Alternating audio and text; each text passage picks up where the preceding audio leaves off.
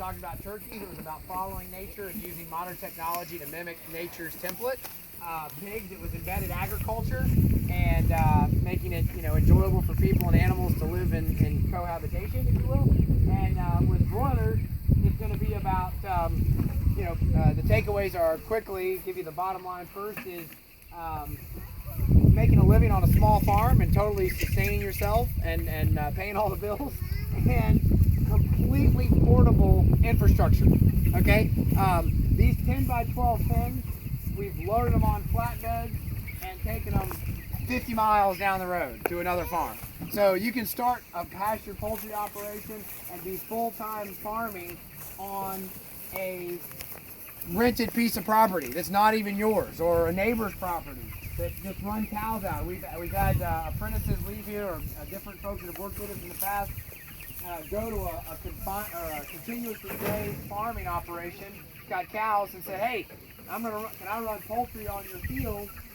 You don't pay me anything, I won't pay you anything, you get all the free manure, and I'll just fence out my pen so that the cows don't rub on them or mess them up, and everybody wins. And we've had people do that successfully. So, what a way to get started in something that returns somewhere in the neighborhood of $20 an hour return to labor for raising chickens. Okay, and that's something that's pretty cool. So to move these, we're going to go right through this here. These get moved every single day. So we're shutting these down. These are an exciting time of year. These don't get refilled again. So we love to see them come and we love to see them go in the spring. So anyway, to move, this is a 10 by 12 pin. It's got about 75 birds in it. We take this dolly here, slip it under the back.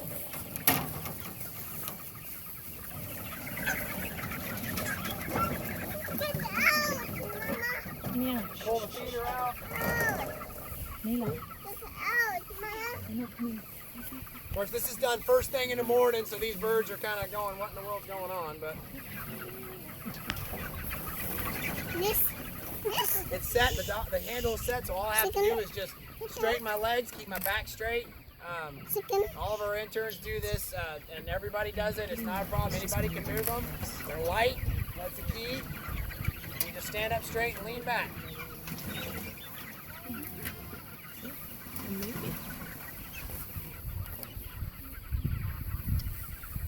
Typically, you fill the feeder, of course, in the morning. The feeder's going to be fully empty.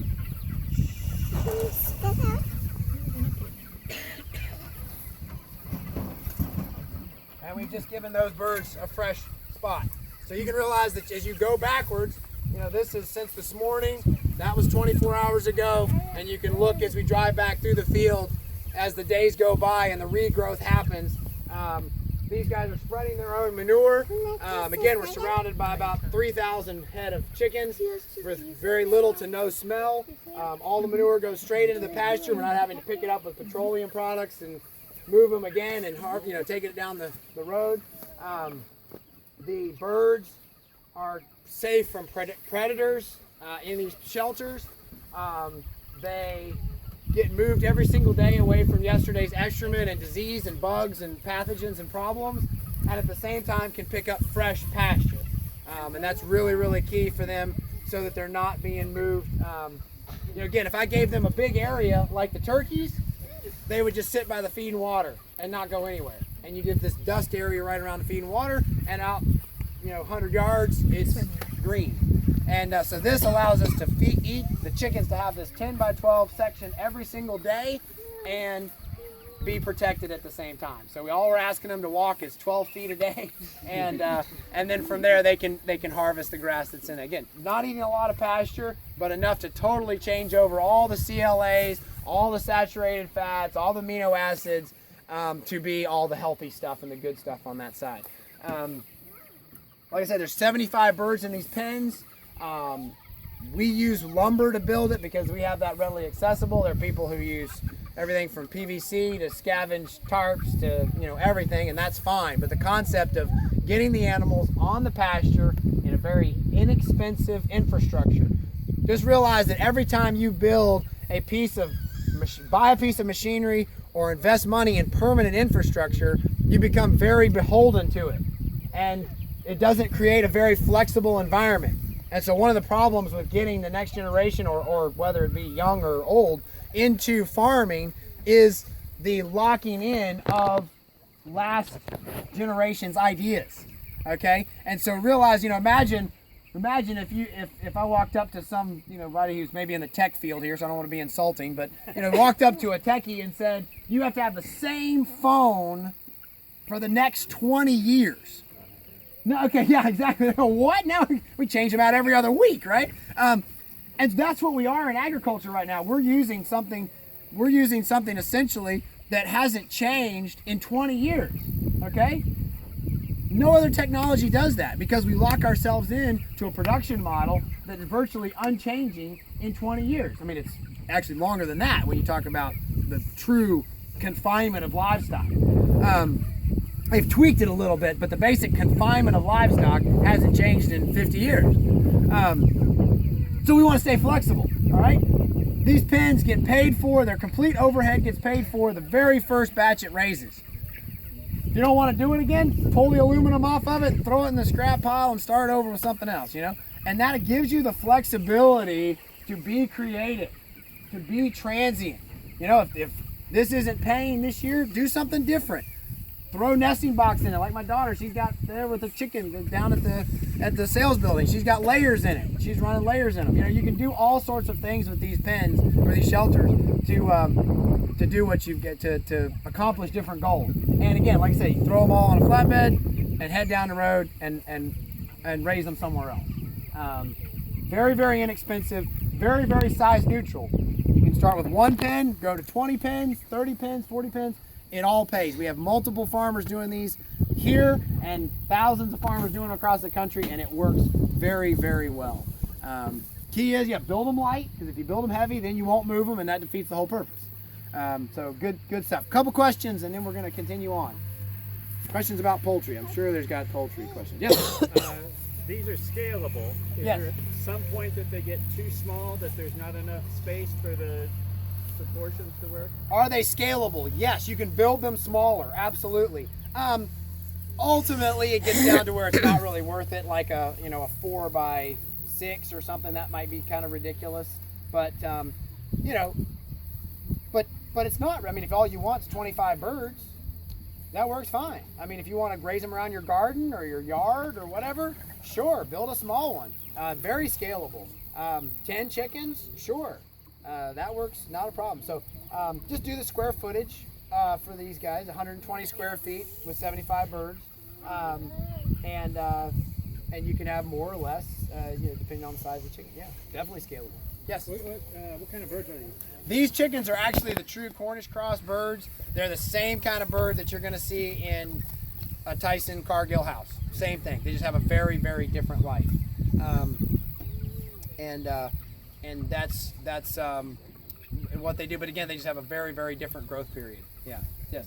And I'm sure you've got it worked out. But what is your average intake of feed per What's bird our feed intake? Okay, to have a 4.5 pound bird at about 8 weeks, you're going to eat 15 pounds of feed. So about 15 pounds per Yes, bird. Okay. 15 pounds of feed per bird. Correct. Yes. Yep. And of course that can change if it's hot, if it's cold, if they're doing really well, whatever. But it's about 15 pounds per bird. Do you change your feed protein through it, or do you? No, keep the the broiler 20%? feed stays the same protein mix all the way through. Yeah, 20%. it's just it's a little bit over protein at the end. Yeah. But to try to keep up with another kind of feed is, forget it. Yeah, I You agree. can. I You agree can. with Yes. Just- Yeah. That is a total experiment. I'm not sure what's they're gonna keep through the winter. Those are layers. So so good question. So the broilers realize this is 6 months on, 6 months off. So in 3 more weeks, there's not gonna be any broilers on the property. There's no meat birds anywhere. If you want a meat bird from us at that point, it's frozen. Okay? So it's very seasonal. You sprint and then you can relax, or you can go do something different. Okay? So we raise 12 months of sales in 6 months of production in this climate. Okay? The layers, we have 365 because they have to continue to lay throughout the entire period. So they go into the hoop houses that are down there by the sales building. So they get 6 to 8 inches of chips, and they go into the hoop houses all winter. So the eggmobile gets shut down, the feather net, my daughter's chickens, all that'll get shut down for the winter, but they'll go into the hoop houses for the different time. As we go to the next stop, we're gonna save the finale till the end. We're gonna see it go to the cows, and that's gonna be the grand finale, like all fireworks shows. It's gonna be awesome. But as we drive out, you're gonna see two things that are gonna be fun to take note of. One is we are irrigating this pasture. It's a very low tech, low cost. Again, we're all about cheap access. You know, we want to get in something affordably, small scale stuff. So this is it's the K-line system. It's advertised in Stockman Grass Farmer, Acres USA, I think, but it's from New Zealand and Australia. Very, very simple system. We probably won't stop at it except to just drive by it. It irrigates. I don't know all the numbers. Eric is handling it. So you can ask him specific questions after the tour, but it's very affordable. We have a pump down here in a pond, and it's irrigating this entire field. The main reason we got it is because we're kind of getting some dry falls, and we've got all this nitrogen going on the soil, and we didn't want to lose it. So the main reason we got it was to be able to irrigate right behind the chickens so that we didn't lose any of our goodies.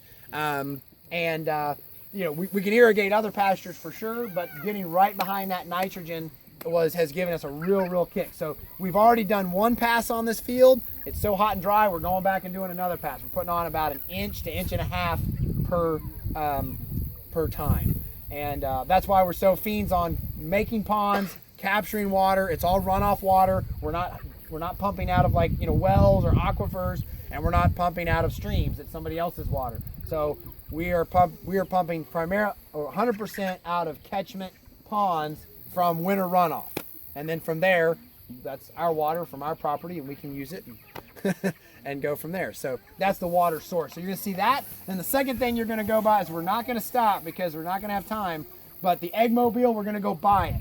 I'm gonna talk about the effects of it when we get to the cows, but you'll see the eggmobile, you'll see the layers, totally free ranging, and the structure that gets moved every day behind the cows to clean up and sanitize behind the cow pasture and the cow patties, okay? So that's what we're gonna see as we drive on. These are straight run. The meat birds are total straight run. We have hens and roosters.